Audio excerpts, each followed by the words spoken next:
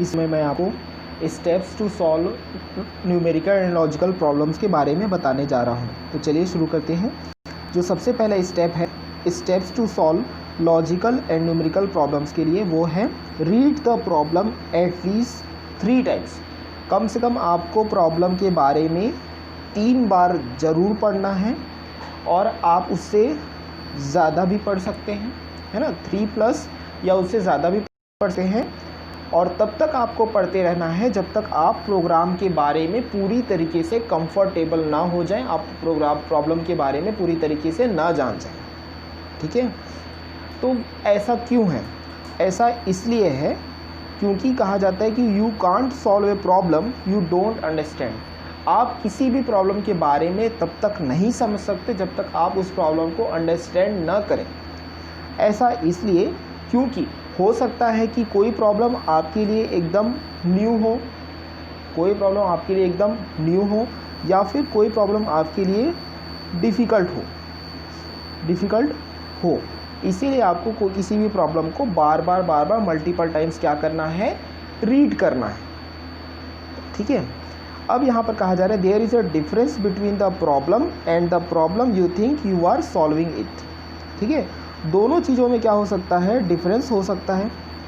Difference इस बात में हो सकता है कि ये हो सकता है कि आप यदि किसी प्रॉब्लम के बारे में सोच रहे हो, है ना, किसी प्रॉब्लम के बारे में सोच रहे हो, थिंक कर रहे हो, है ना, लेकिन वो प्रॉब्लम जो है एक्चुअली में क्या हो सकती है, डिफरेंट हो सकती है, बिल्कुल भी डिफरेंट हो सकती है।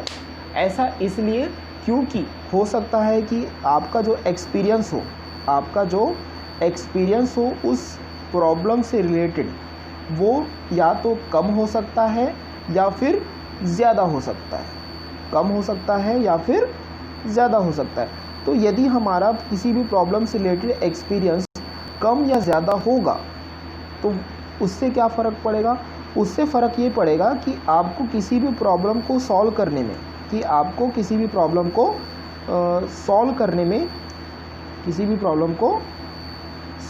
में कम या ज़्यादा समय लगेगा।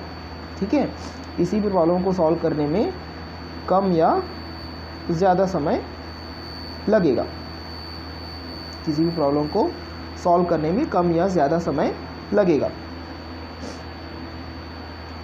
इसीलिए यह चीज़ बहुत ही इम्पॉर्टेंट है।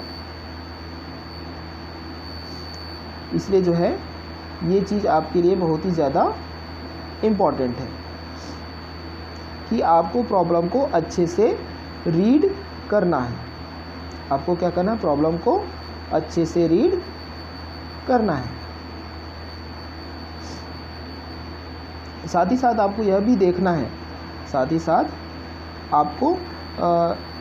यह भी देखना है कि आप जो भी रीडिंग करें, जो भी आप प्रॉब्लम से रिलेटेड रीडिंग करें, उसमें आपको शुरुआत में क्या करना है, शुरुआत में कुछ लाइंस पढ़ने हैं। शुरुआत में क्या करने हैं, आपको प्रॉब्लम से रिलेटेड कुछ फ्यू लाइंस पढ़ने हैं एक प्रॉब्लम के बारे में, और साथ ही साथ जो बची हुए लाइंस हैं उनको आपको क्या करना है, एज्यूम करना है। बची हुई लाइंस को क्या करना है, आपको एज्यूम करना है।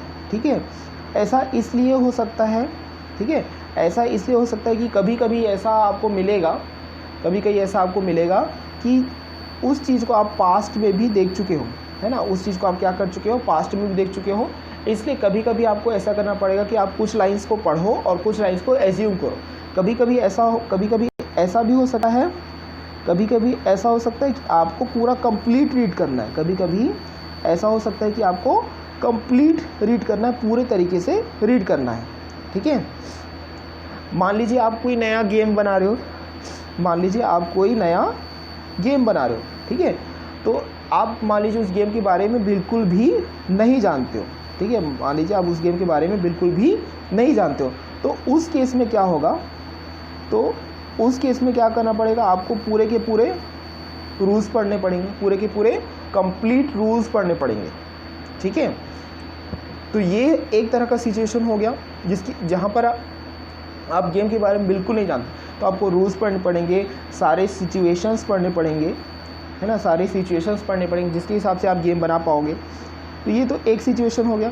दूसरा सिचुएशन ये हो गया मान लीजिए आप कोई गेम पहले से खेलते हो, है ना, मान लीजिए आप कोई गेम खेलते हो, मान लीजिए आप पहले से पबजी खेलते हो, ठीक है, पबजी खेलते हो तो लेकिन आपको क्या करना है, अब उस गेम को बनाना है, ठीक है, उस गेम को बनाना है तो आपको उस गेम का कंप्लीट रूल यानी कि एक एक बारीक से बारीक रूल आपको पता होना चाहिए, ठीक है, तब आप क्या करोगे, उस गेम को बना पाओगे, ठीक है, तब आप उस गेम को बना पाओगे। तो खेलने में, किसी गेम खेलने में और उसको बनाने में भी थोड़ा डिफरेंट होगा, ये बात आपको समझनी ज़्यादा ज़रूरी है।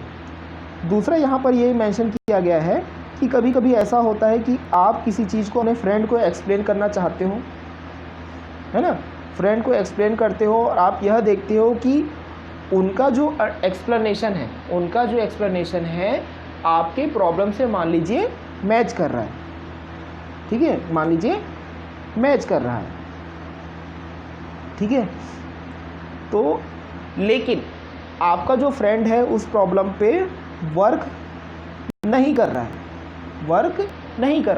तो क्या आपके फ्रेंड का जो ओपिनियन है क्या वो आपके लिए मैटर करेगा? तो मैटर ज़रूर करेगा, इसका आंसर होगा यस। लेकिन आपको खुद भी उस चीज़ को क्या करना पड़ेगा, समझना पड़ेगा कि वो प्रॉब्लम एक्चुअली में आखिर क्या है।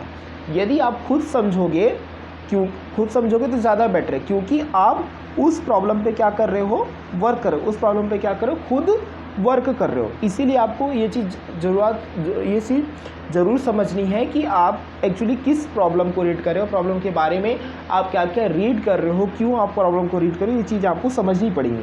तो इसके यदि हम एक सिंपल अप्रोच पे जाएं तो किसी भी प्रॉब्लम को रीड करने के लिए 3 तरीके हो सकते हैं। एक होता है जनरल रीडिंग, ठीक है, एक होता है जनरल रीडिंग, मतलब आप प्रॉब्लम को वर्ड टू वर्ड पढ़ते रहो, वर्ड टू वर्ड पढ़ो, ठीक है। एक होता है जनरल रीडिंग और उसके बाद होता है एक एनालिटिकल रीडिंग, ठीक है। एनालिटिकल रीडिंग मतलब आप क्या करो, जो आपने पढ़ा है, एनालिटिकल रीडिंग मतलब जो आपने पढ़ा है उसके बारे में आप क्या करोगे, एनालिसिस करोगे, उसके बारे में आप क्या करिए, एनालिसिस करिए कि आपने क्या पढ़ा है, क्या उसके वीक पॉइंट्स हैं, क्या स्ट्रॉन्ग पॉइंट्स हैं, आप उनको पढ़िए।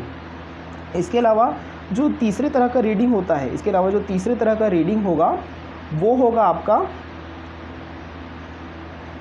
समराइज, ठीक है, समराइज रीडिंग, यानी कि आप हर चीज़ को क्या करो, एक समरी बना लो, क्या वीक पॉइंट्स हैं, क्या स्ट्रॉन्ग पॉइंट, उसको आपको दोबारा अगले बार से कम पढ़ना पड़ेगा। आप यानी जो भी आपने पढ़ा रहेगा आप उसका क्या बना लोगे, एक छोटा सा समरी बना लोगे। तो ये हो गया।